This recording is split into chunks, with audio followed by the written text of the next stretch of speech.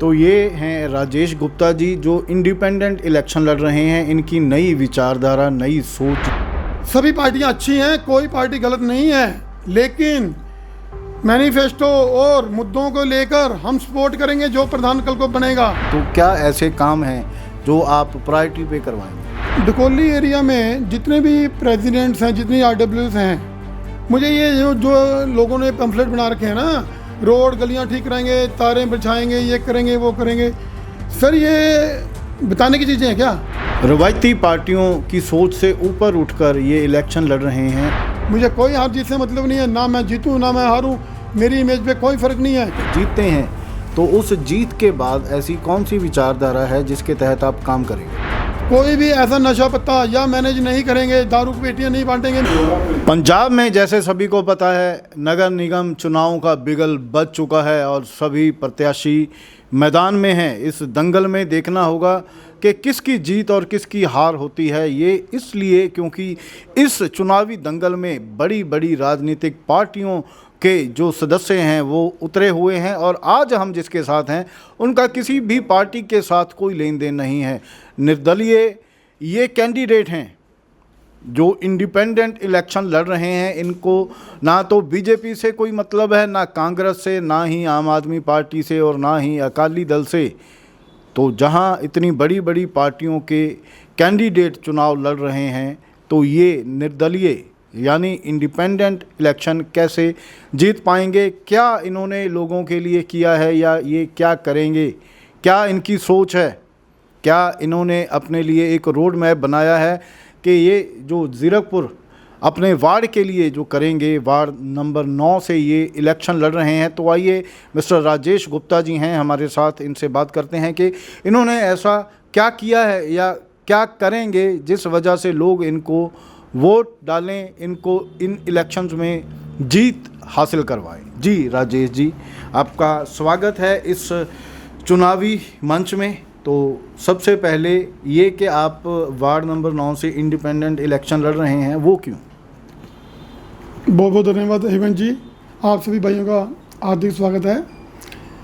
बहुत ही सोच विचार कर हमारे को जो हमारे सामाजिक संस्थाएं हैं, जो पिछले 16-18 वर्षों से, जिनमें मैं प्रेसिडेंट की भूमिका में भी हूँ, वाइस चेयरमैन में भी हूँ, हम काफ़ी संगठनों में जुड़े हुए भी हैं। 3 संस्थाएं तो हमारी अपनी हैं, हम कोई राजनीतिक व्यक्ति नहीं है, हम एक सामाजिक संगठन के लीडर कह सकते हैं आप, या हम उनकी सेवादार हम उनके सेवादार हैं। आपको एक बात मैं शेयर कर देता हूँ, हमारा कोई राजनीतिक एजेंडा आज तक नहीं रहा है। कुलजीत सिंह जी रंधावा जी जब MLA इलेक्शन में खड़े हुए, उनका डिकोली एरिया में कोई ऑफिस नहीं था। मेरे पास उनके कार्यकर्ता आए, मैंने दिल जान से पहला ऑफिस ओल्ड अम्बाला रोड के ऊपर मैंने खुलवाया। अब क्योंकि मैं राजनीतिक हूँ ही नहीं, उनके कैंडिडेट जो मेरे वार्ड से भी हैं, मेरा भाई है, उनका ऑफिस मैंने अपना शोरूम दिया है।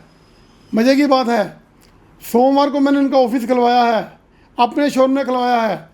डिकोली में उनकी शोरूम या ऑफिस खोलने की हिम्मत नहीं है, लेकिन जैसे ही मंगलवार आता है, मुझे नहीं मालूम, कुछ अदृश्य शक्तियाँ मुझे रात को सोने नहीं देती है। वो ये कहती हैं, आप लोग इतने संगठनात्मक तरीके से आप धार्मिक कामों में जुड़े हो, ये जो दलगत राजनीति जो चल रही है, हमें कुछ सोमवार को कुछ मंगलवार को ऐसे न्यूज़, ऐसी अपडेट्स आ रही हैं सामाजिक तौर पे, पूरी रात नहीं सो पाए। सुबह हमने अपने लोगों से बात की, भाई ये बात है, तो उनका ये कहना, मेरे भाई हम इन लोगों को, हम ही तो जिता रहे हैं, हम कौन है? हम जनता हैं हम, और ये कौन है? ये सेवक हैं, लेकिन असली नहीं है। जनता के बीच में से सेवक लाओ, और एक नई मुहिम के तहत हमें हार जीत से कोई भी फ़र्क नहीं पड़ता है। हम राजनीतिक लोग तो है ही नहीं, हमारी तो संस्थाएं हैं, और जो कि पैरेलल काम करती हैं गवर्नमेंट के, जो गवर्नमेंट भी सामाजिक काम करती है, ठीक है, सिलेक्टेड होते हैं, इलेक्टेड होते हैं, वो उनके पास पावर होती है। हम जनता द्वारा सिलेक्टेड हैं, हम प्रेसिडेंट हैं, कई संस्थाओं में चेयरमैन हैं। मुझे नहीं लगता कोई जन आधार नहीं होगा हमारा। लगभग 1280 फैमिलीज हैं मेरे पास, जो हमारे संगठनात्मक, जिनको हम अपने मित्र भाई कह सकते हैं, परिवार हैं। डकोली एरिया के इसमें अधिकतर हैं। तो हम लगातार सेवा देते आ रहे हैं। बाकी जैसा आदेश होगा जनता का, जनता जनार्दन है, जनता सब जानती है। तो ये जो अभी डकोली एरिया जीरकपुर में पार्टियों के जो कैंडिडेट हैं, आपको क्या लगता है कि उनके प्रति उनका रुझान कैसा होगा? चाहे अभी जो मौजूदा सरकार के कैंडिडेट हैं आम आदमी पार्टी के, उनके जो प्रत्याशी हैं, उनके लिए लोगों का रुझान क्या है? मुझे नहीं लगता मुझे पर्सनल कमेंट करना चाहिए किसी भी हिसाब से, क्योंकि चुनावी माहौल है। और नंबर 2, हम राजनीतिक पार्टी तो है ही नहीं, ना में इन बातों का स्टंट है हमारे पास, हमें आता ही नहीं करना कुछ भी। हम किसी की, ये तो हम बात कर रहे हैं लोगों के रुझान की। तो जो लोगों का रुझान है बहुत बढ़िया होना चाहिए मेरे हिसाब से, क्योंकि इनके हिसाब से इन्होंने काम किया होगा, तो ये अपनी उपलब्धि गिनाएंगे। और जनता जनार्दन होती है चुनावी इलेक्शन में, चुनावी समय में, तो जनता इनको अपने वार्ड में, अपने घरों में पूछेगी भाई। अगर जनता को जो गुमराह किया जाता है, वैसे होने वाली होती नहीं है, जनता को गुमराह होती नहीं है, साइलेंट होती है एकदम बिल्कुल से। लेकिन जब कोई सामाजिक संगठन जो पिछले 18-20 साल से अपने एरिया में एक्टिव हैं, भली भांति जानता है बच्चा डकोली का, तो मुझे नहीं लगता कोई बात पीछे रह जाती है। जनता जवाब देगी, जनता पूछेगी। हम भी जनता हैं, हम पूछ लेते हैं। आप हमें बोलिए हम क्या पूछना चाहते हैं, हम देते हैं जवाब। जनता में, मेरी वोट भी यहीं पर है, डकोली में जनता है हम लोग। हम जो रोज़मर्रा की हमारी दिखते हैं, जिन पे काम नहीं हुआ गया, क्यों नहीं हुआ गया जी? आप लोग बोल रहे हैं हम करवाएंगे अगले 5 साल में। पिछले साल क्या किया जी आपने 5 साल में? आपने पिछले 5 साल में क्या किया? क्यों नहीं किया भाई साहब? इसका एक ही जवाब है मेरे पास। नर्सरी क्लास के बच्चे को 10वीं क्लास का पेपर देने के लिए आप बोल रहे हैं। सभी पार्टियों के कैंडिडेट के लिए एक ही जवाब है मेरा, बड़ा खुला सा जवाब, प्यार भरा निमंत्रण। नर्सरी क्लास के बच्चे को 10वीं का एग्ज़ाम देने के लिए बोला जा रहा है। अगर आप जनता को, मेरे भाइयों को लगता है कि नर्सरी का बच्चा 10वीं का पेपर पास करेगा, तो होने दीजिए। हम 18-20 साल से यहाँ पे संगठन में काम कर रहे हैं। हम नर्सरी के हैं, या हम 10वीं हैं, या हम ग्रेजुएट हैं, जनता जवाब दे। जनता जो मेरे साथ खड़ी है वो बताएगी 26 तारीख को। राजेश गुप्ता जी, कई संगठनों, कई संस्थानों में इनकी उपलब्धियां हैं, कई संगठन ये लोग चला रहे हैं। जैसे जय मां चिंतपूर्णी ट्रस्ट है, ये उसमें वाइस चेयरमैन हैं। धर्मशाला है जीरकपुर और पंचकूला के नाम से, जो फुली एसी है। ऐसे ये काम लोग कर रहे हैं यहाँ की जनता के लिए। और श्री बालाजी मिलन परिवार ट्रस्ट है, ये उसमें भी प्रेसिडेंट हैं। और कुलदेवी माता बाला सुंदरी ट्रस्ट में भी ये प्रेसिडेंट हैं। तो क्या राजेश जी, ये सभी जो आप सेवा कर रहे हैं, अपनी सेवाएं निभा रहे हैं, आप इनका कोई अब इस इलेक्शन में आप कोई बेनिफिट लेना चाहते हैं? हेमंत जी, बहुत सीधी सी बात, हम राजनीतिक लोग ही नहीं हैं। हम अपनी जेबों से पैसे लगा के कोई, हमें ये इलेक्शन चुनाव हम मैनेज करने के लिए थोड़ी हमने संस्था बना रखी है। पिछले 18-20 साल से एक्टिव है संस्थाएं। कोई इलेक्शन का टारगेट लेकर थोड़ी हमने संस्था बना रखी हैं। या जनता को मूर्ख समझते हो क्या आप लोग? जो मुझे प्रेसिडेंट बना रहे हैं, 500 फैमिली, 400 फैमिलीज हैं, जनता मूर्ख है क्या? चेयरमैन बना रही है जय मां चिंतपूर्णी सेवा ट्रस्ट का। हमारे यहाँ पे निष्पक्ष सिस्टम में सारा काम है। आप वार्ड घूम रहे हैं, बटाना जाइए, जीरकपुर जाइए, डकोली जाइए, पीरमसला आप जाकर आए हैं। आप सरसरी बात कीजिए, हमारे संगठनों के बारे में बात कीजिए। अगर आपको कोई नेगेटिव रिपोर्ट देता है तो आप जरूर प्रचार कीजिए, हमारा नेगेटिव बातों का प्रचार कीजिए। आपने क्या रोड मैप बनाया है? अगर आप इलेक्शन जीतते हैं, लोग आपको वोट डालते हैं सभी पार्टियों से ऊपर उठकर, क्योंकि आप लोग एक परिवार की तरह अपने एरिया में, आप जैसा कि आपने कहा कि आप रह रहे हैं, तो क्या ऐसे काम हैं जो आप प्रायोरिटी पे करवाएंगे? भाई साहब, बड़े ही प्यार से शब्दों में, और एक तो मैं कुछ अपने बारे में बता देता हूँ। मैं स्पष्टवादी हूँ, आपको अभी अंदाज़ा लग भी गया होगा। मैं किसी चीज़ को मैनेज नहीं करता हूँ। मैं कोई स्पीच को, किसी संस्था को, किसी कॉलोनी को मैनेज नहीं करता हूँ। मेरे आदत में, मेरे स्वभाव में है। मुझे डकोली एरिया में जितने भी प्रेसिडेंट्स हैं, जितनी RWs हैं, मुझे ये जो लोगों ने पैम्फलेट बना रखे हैं ना, रोड गलियां ठीक कराएंगे, तारें बिछाएंगे, ये करेंगे, वो करेंगे, सर ये बताने की चीज़ें हैं क्या? ये काम करवाने की चीज़ें हैं क्या? मेरा क्वेश्चन है। मीडिया एक स्तंभ होता है, मेरा मीडिया से भी क्वेश्चन है, आप लोग क्यों नहीं उठाते भाई? ये कोई काम करवाने के काम है क्या? आप पूरे वार्डों में घूम रहे हो, आप बात कीजिए पिरमशाला की, बात कीजिए आप किशनपुरा की, बात कीजिए पिरमशाला की, किसी भी आप एरिया में चले जाएँ, बटाना की कीजिए। यहाँ पर भाई मेरा कोई रिश्तेदार रात को 12 बजे आ जाता है, कौन सा आपने ट्रांसपोर्ट सिस्टम बना रखा है? दिन में 8 बजे आ जाता है, कौन सा ट्रांसपोर्ट सिस्टम है आपका?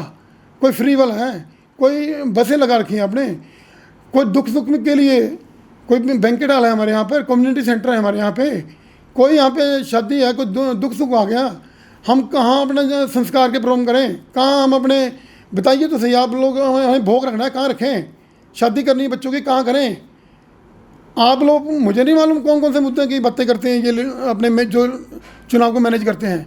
आपसे एक और बात निवेदन, और भाई रंधावा जी जो हमारे MLA हैं, वो आप एक पार्टी है भाई हमारे जो रंधावा जी हैं पहले कांग्रेस में थे, उनको नहीं अच्छा लगा होगा, आप पार्टी में आए हैं, कल को नहीं अच्छा लगा वो हमारे संगठन में भी आएंगे, संगठन उनके हैं। रंधावा जी तो हमारे भाई हैं, हमारे बीच में से हैं, मैं कोई उनकी कंपेनिंग नहीं कर रहा हूँ, लेकिन एक विचार है मेरा अलग तरीके का विचार है। चुनाव एक विचार पे लड़े जाते हैं, मेरा एक वैचारिक सिस्टम है, मैं विचार की बात कर रहा हूँ, मुझे हर चीज़ से मतलब ही नहीं है। हम वही जानना चाहते हैं कि आप किस विचार की बात कर रहे हैं और किस विचारधारा के तहत आप ये इलेक्शन लड़ना चाहते हैं, या अगर आप जीतते हैं तो उस जीत के बाद ऐसी कौन सी विचारधारा है जिसके तहत आप काम करेंगे? ठीक है भाई साहब, आपने मुझे इतना बढ़िया प्लेटफॉर्म दिया है, क्वेश्चन दिया है, पहला इसी का जवाब देते हैं आपको। आज पहली बार मीडिया में इतना बढ़िया क्वेश्चन दिया है आपने।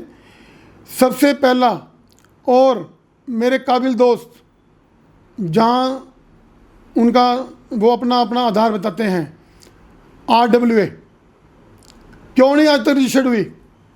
पहला काम मेरा, गुरु नानक एन्क्लेव कॉलोनी जिसमें 400 परिवार रहते हैं, मेरे हाथ से बसी है, मैंने उसमें काम किया, मेरा व्यवसाय प्रॉपर्टी का है, मेरे सामने खेत होते थे, मैंने गुरु नानक एन्क्लेव को बसाया है, अपने हाथों से बसाया है, लेकिन जो दुर्दशा मैं देख रहा हूँ 5 साल के बाद, मुझसे बर्दाश्त नहीं होती है।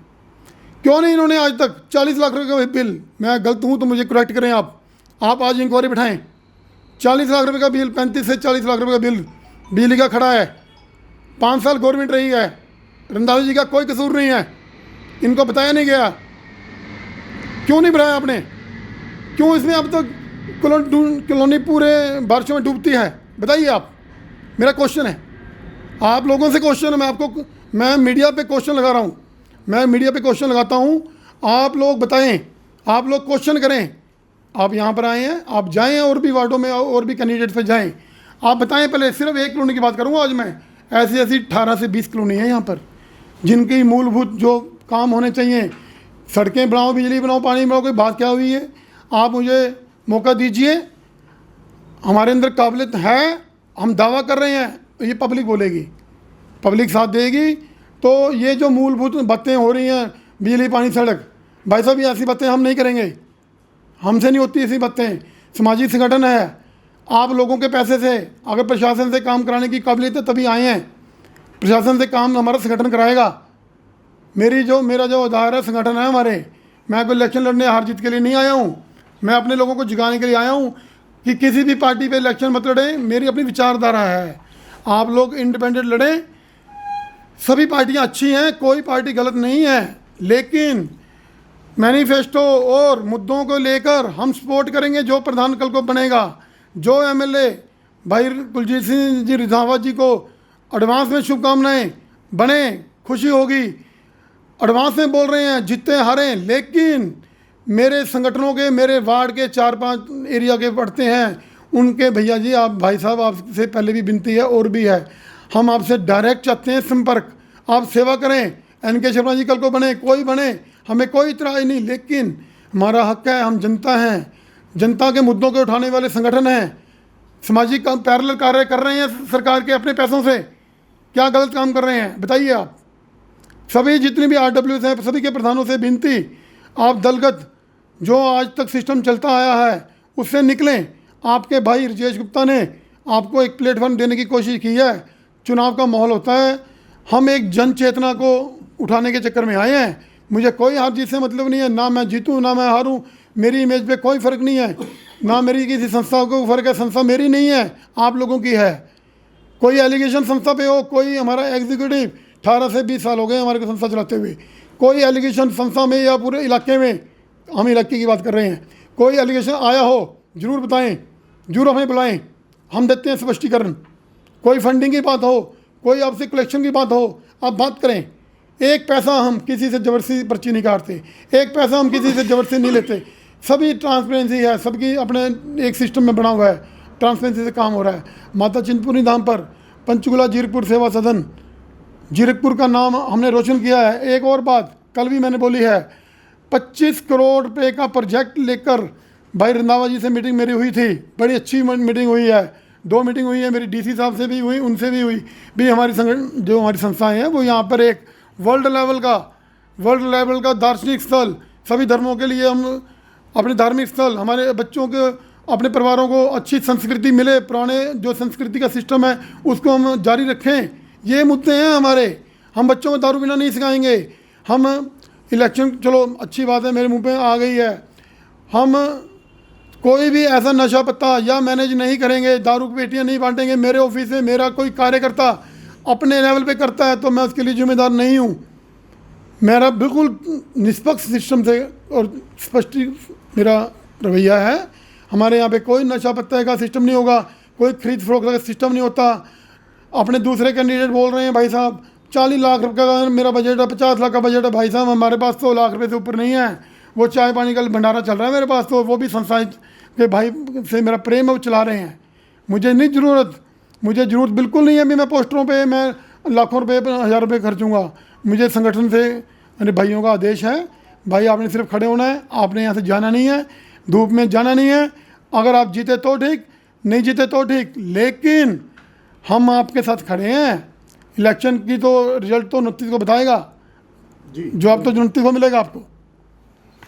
तो ये हैं राजेश गुप्ता जी जो इंडिपेंडेंट इलेक्शन लड़ रहे हैं। इनकी नई विचारधारा, नई सोच, जो रवायती पार्टियों की सोच से ऊपर उठकर ये इलेक्शन लड़ रहे हैं, और इनकी नई सोच अब आगे देखते हैं क्या रंग लेके आती है। जीतने के बाद ये कौन कौन से कार्य करेंगे, कौन कौन से लोगों के साथ चलकर काम करवाएंगे, उनकी तकलीफ़ों का, उनकी शिकायतों का निपटारा करवाएंगे, ये तो आने वाला समय ही बताएगा। लेकिन इस टाइम ये चुनावी जो दंगल है उसमें बहुत ही इंटरेस्टिंग कैंडिडेट्स हैं जो उतर चुके हैं नई सोच, नई उम्मीद के साथ।